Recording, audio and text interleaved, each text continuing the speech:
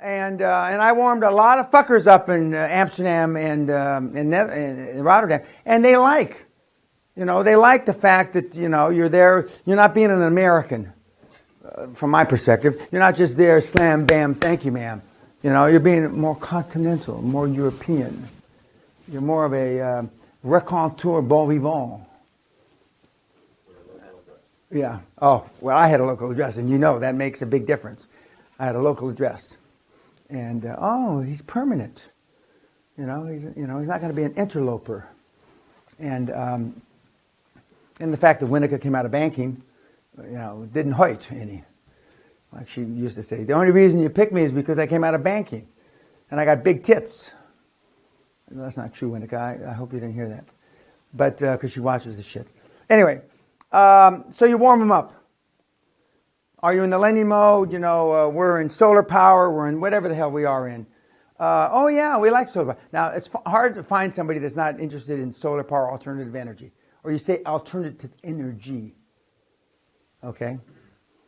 That's a buzzword. I mean, everybody loves it. Not everybody, but almost everybody. And they say, okay, and we have a script that, what is your lending limit? What's your bank lending limit? What's your personal lending limit? Yeah, absolutely. Secured and unsecured. Some guys won't know the bank's lending limit. Normally, the bank's lending limit, and this changes a little, is secured 1% of their net assets. But you're never going to get 1% of their net assets. But I mean, that's normally what their lending limit is. And then you say, and they'll say, well, do you have a deal now? No, we don't have a deal now. But we're making the rounds, and we're interviewing the financial institutions to find where there's some rapprochement, where there's some charisma, where there's some chemistry. Now, you don't say use rapprochement in fucking Texas. They'll think that there's something wrong with you.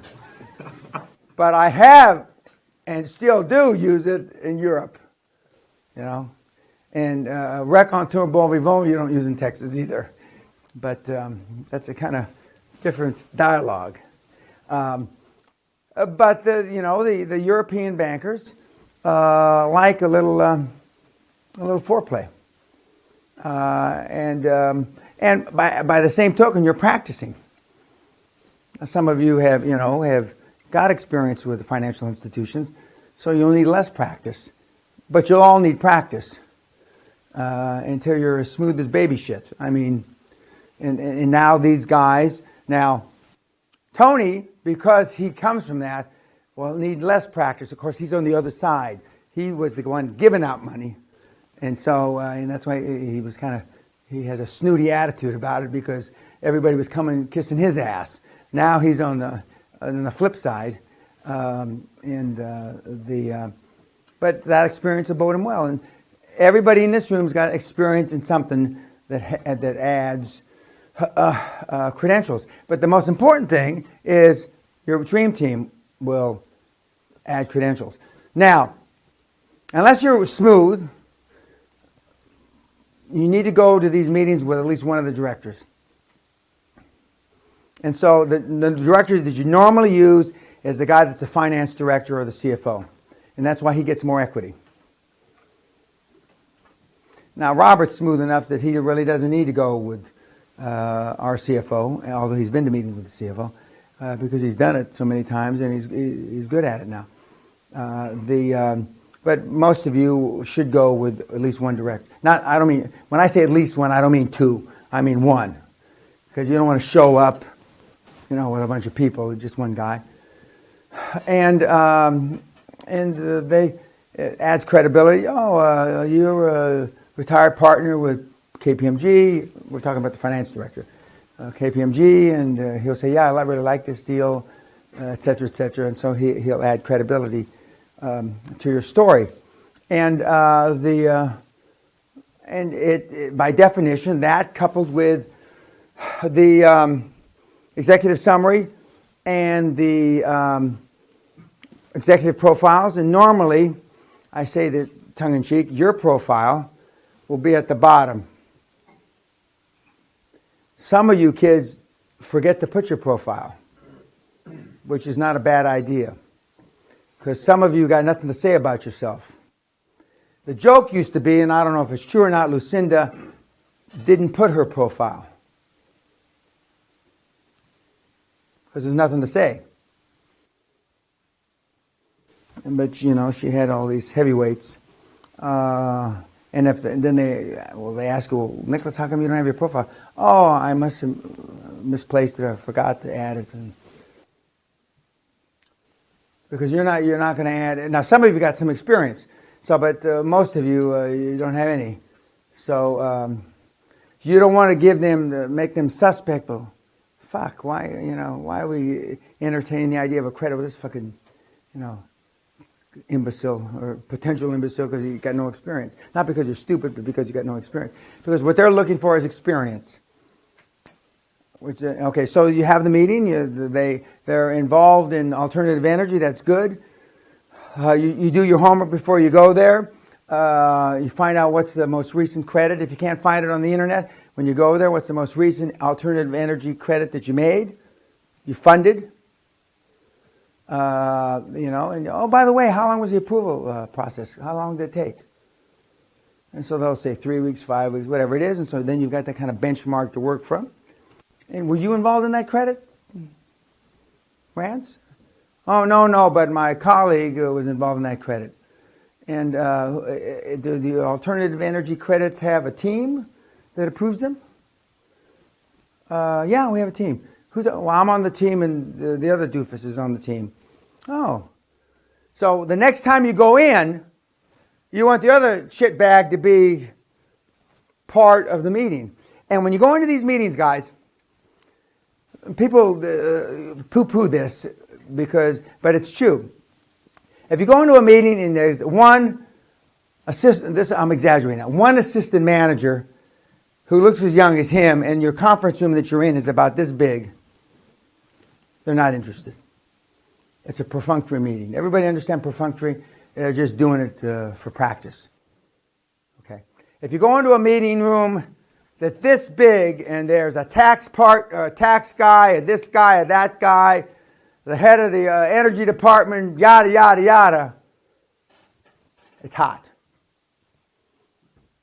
And that used to be because I didn't know anything about energy, that used to be my benchmark, whether the deal was worth a shit. Here, I'm going to borrow money, but my benchmark, my thermometer to find out if the deal was worth a shit or not, was how many fuckers were in the room. How many fuckers were in the room? And I tell the story, this is a Lucinda Burke story. She couldn't get an accounting firm any place. So I helped her in Los Angeles. We went to see Arthur Anderson. This was in the Arthur Anderson days. And we go into the conference room, which is 3 times as big as this room. And there were as many people in the room as are sitting in here for our meeting.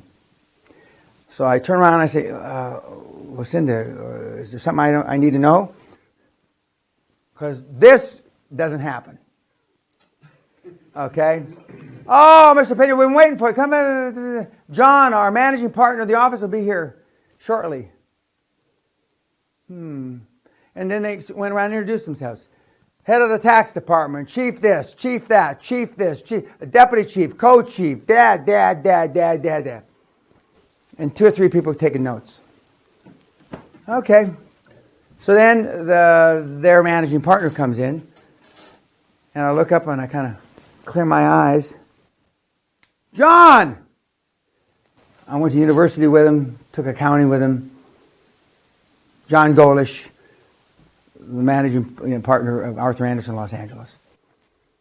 Once in a while you get lucky. But that wasn't the reason they were all there so much, even though he knew who I was. He and I were on the board of the university we went to.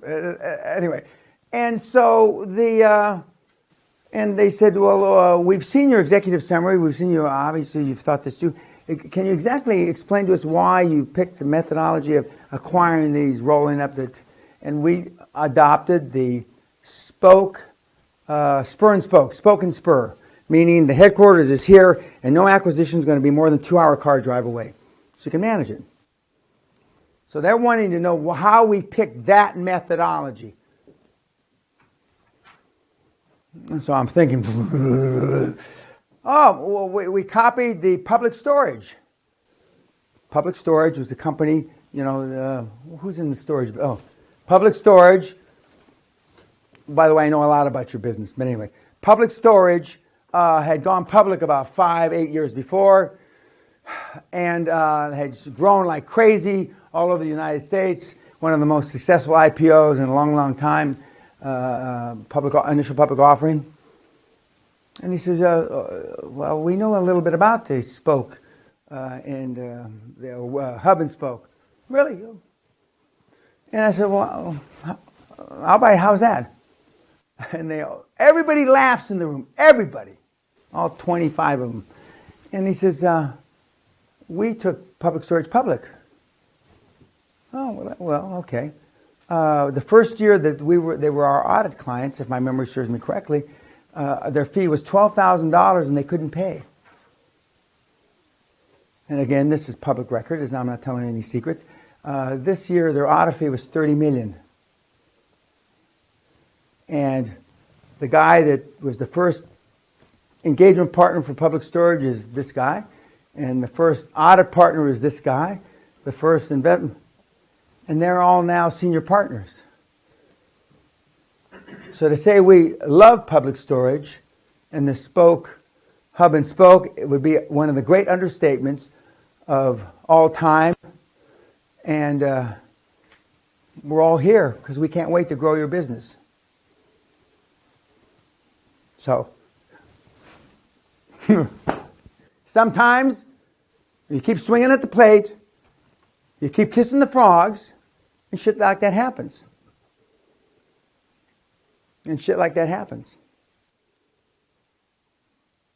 But I didn't know. I knew Anderson had taken it public. I didn't know the LA office had.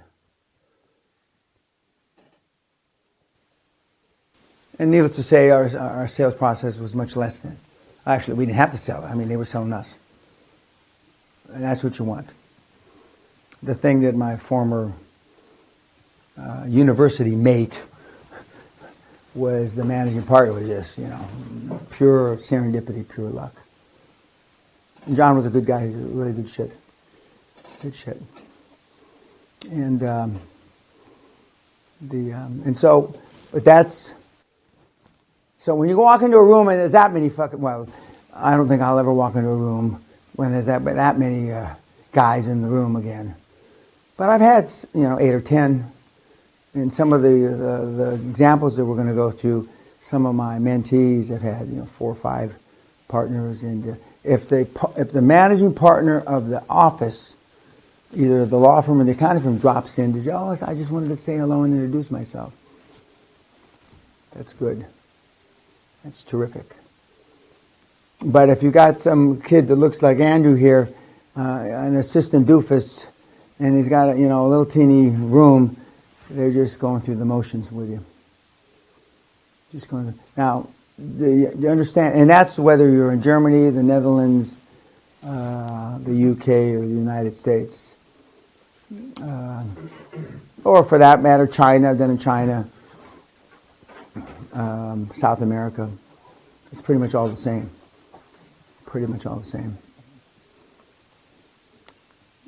Any questions about that? If it's the perfunctory situation, you're polite, you're professional, and say, and I'd say, well, I wouldn't go to a meeting like that, because I ask, one of my assistants asks who's going to be in the meeting, and if I don't see some partners, etc., then I don't go.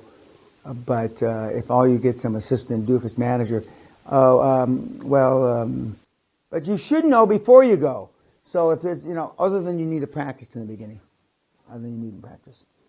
Who's my 5 o'clock? 6 o'clock? 7 o'clock? Okay. Okay, guys, you're in tonight. I'll see you at your evening meal. Great. Thanks. Good night, YouTube.